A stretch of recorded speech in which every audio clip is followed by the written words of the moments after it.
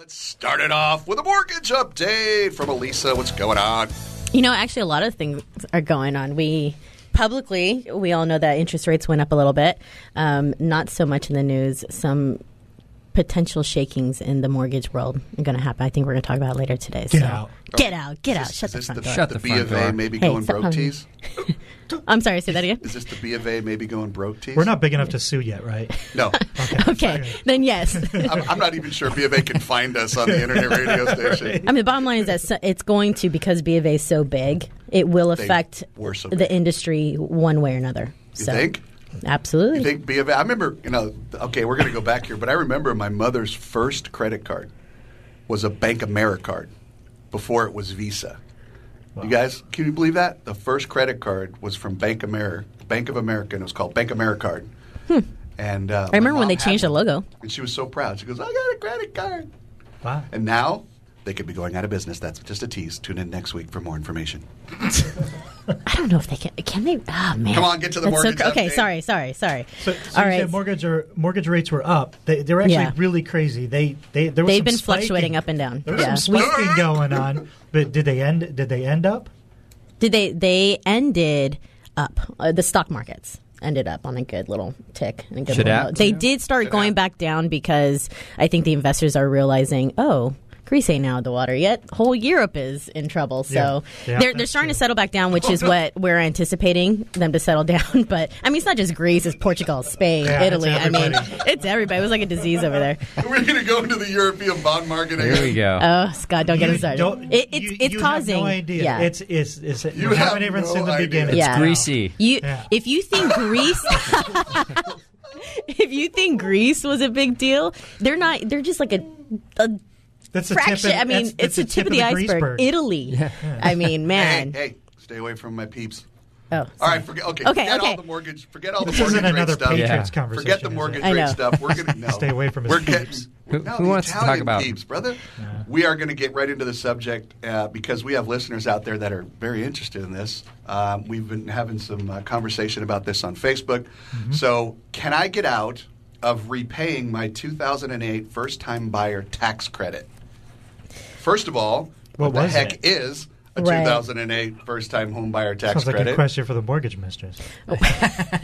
Well, first off, you're going to want – there's a lot of tax credits that have been coming out, federal and state, throughout the past couple of years. So I'm specifically talking about the federal tax credit that you claimed on your income taxes in 2008, on your 2008 returns. How much was it? $7,500, right? Was it 75? I think there's been so many, so it's... I think it was 75. Okay. And you have to pay that back? Yep. Yes. So are you all saying 7,500 of it? Yes. Are you saying that the government gave you something and it wasn't for free for the rest of your life, and they expect you to give them something back? Yeah. So basically, the way you repay it, though, it was almost it was as close to free as you could get. It was at the time. Literally it was a big deal at the time. $7,500 check, and you had to pay it off over 15 years. And all it did, it just came out of your deductions from your taxes. So it comes in the form of an extra tax on your tax returns for the next 15 years. Right. How many people did it? Any idea? Quite a few people. There's quite a few. At least I don't know. I don't have a number for you, but yeah, more than a dozen. I'd say close to 2 to 3 dozen. Okay. Yeah.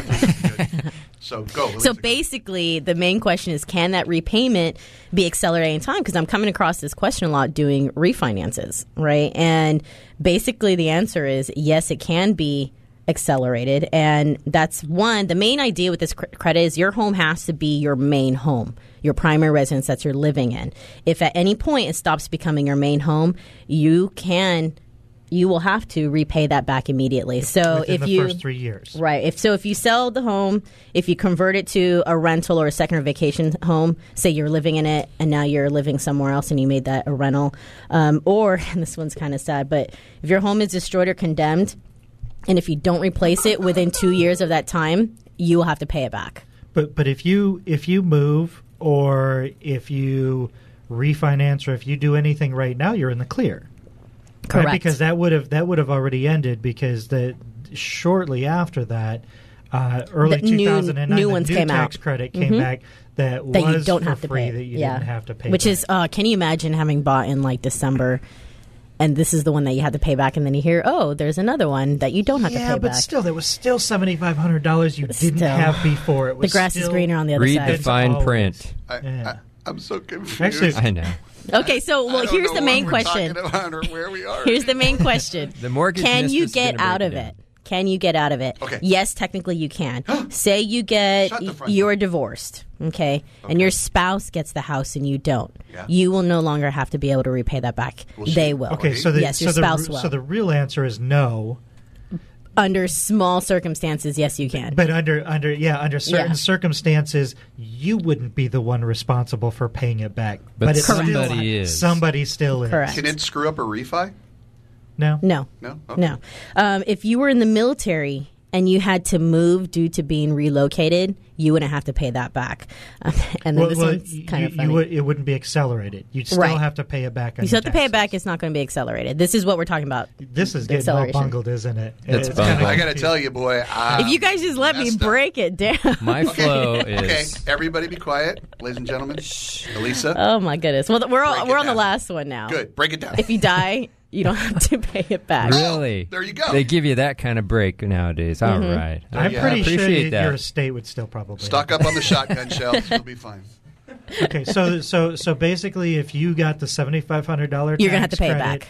It needs to be paid back. If you sell within 3 years, you have to write a Accelerated. check.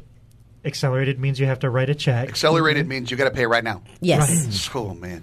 And Yeah. if it's past 3 years, then it's still going to come out. It's not that bad. It's over 15 years, $7,500. I think it came out to like $140, something like that. And if you were to get $2,000, let's say you were going to get $2,140 back on your refund, you'll only get $2,000 back on your refund.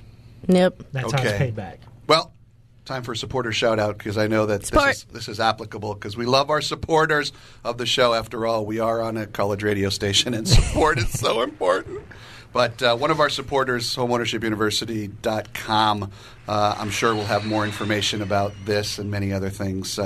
Great place to get answers to questions. We got to let this kid stop playing with the sound effects. I swear to God. And by the way, if you need more information, of course, you can contact us like we have been getting contacts on our Facebook page, which is Keeping It Real Estate on the Beach. You can leave a message at 562-888-BEACH, or you can leave a message on our Gmail account, which is long and difficult. I've been told 100 times, but that's too bad. And that's Keeping It Real Estate on the Beach at gmail.com. So hit us up. Give us some questions. Maybe they'll be in a mailbag. It may end up being a topic that we discuss like this. Awesome.